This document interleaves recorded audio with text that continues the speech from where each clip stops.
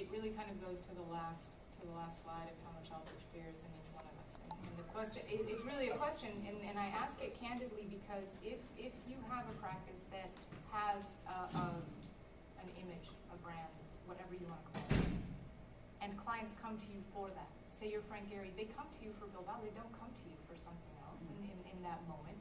What do you do? Do you say, no, you know what, I don't want to give you what you want, I'm going to give you what I think suits the context. I agree, it comes down to a question that Lee and I were having of who is actually the client. Is the client the client?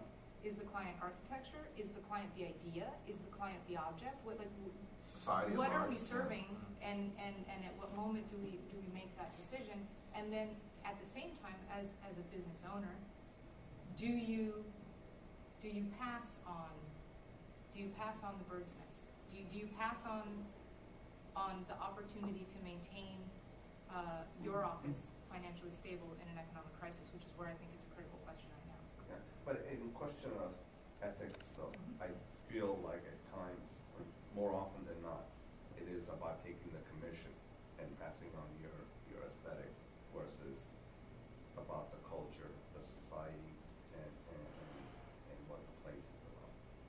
It depends on Do you how see that's the deeply- reality of it, or you're That's saying why that's... I feel, as a general, as a whole, a profession, that is more of a reality. No, I would- I agree.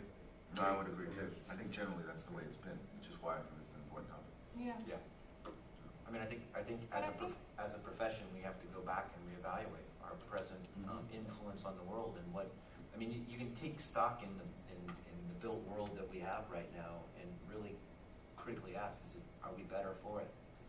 And I think most of us would be really, really hard pressed to say we are. But I think hidden within every single one of those opportunities, you have the chance to express the local culture.